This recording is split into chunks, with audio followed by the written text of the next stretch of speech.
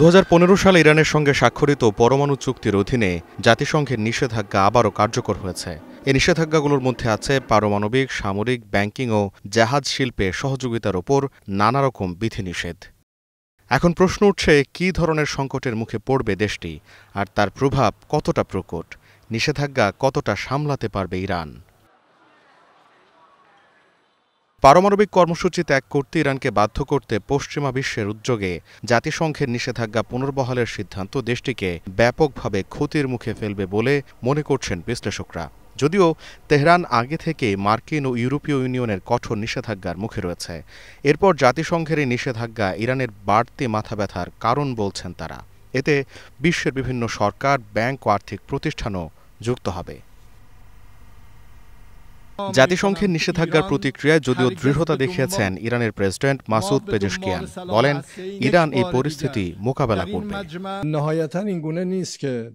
দিন শেষে ব্যাপারটা এমন না যে আকাশ ভেঙে পড়বে এবং আমাদের আত্মসমর্পণ করতে হবে।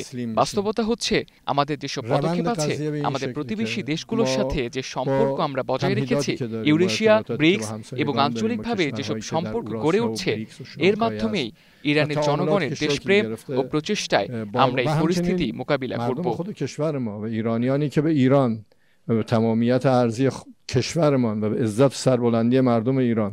শান্ত গলায় পেজেশকিয়ান নিষেধাজ্ঞা মোকাবেলার কথা বললেও শঙ্কার যথেষ্ট কারণ রয়েছে। বিশেষত প্রস্তাব 1929 ইরানের জন্য মারাত্মক, কারণ এর ফলে তেল রপ্তানি সংক্রান্ত আর্থিক পরিষেবা সীমাবদ্ধ হয়ে পড়বে, যা বিদেশি কোম্পানিগুলোকে ইরানের তেল কিনতে নিরুৎসাহিত করবে। আন্তর্জাতিক ব্যাংকিং ছাড়াও কাঁচামাল এবং প্রযুক্তি শিল্পে নতুন ধাক্কার সম্মুখীন হবে ইরানের বেসরকারি খাত। স্বাভাবিকভাবেই সরকারের রাজস্ব কমে গিয়ে সরকারি খরচ, ভর্তুকিতে চাপ বাড়বে, যাতে ইরানের সামগ্রিক অর্থনীতি আরও খারাপ হতে পারে। তেলের রপ্তানিতে সংকট ছাড়াও এ নিষেধাজ্ঞা মূল্যস্ফীতির উপর চাপ বাড়াবে। ইতোমধ্যেই ডলারের বিপরীতে কমে গেছে ইরানের মুদ্রার মান। নিষেধাজ্ঞা চলতে থাকলে মুদ্রার মান আরও কমিয়ে দেবে শঙ্কা অর্থনীতিবিদদের।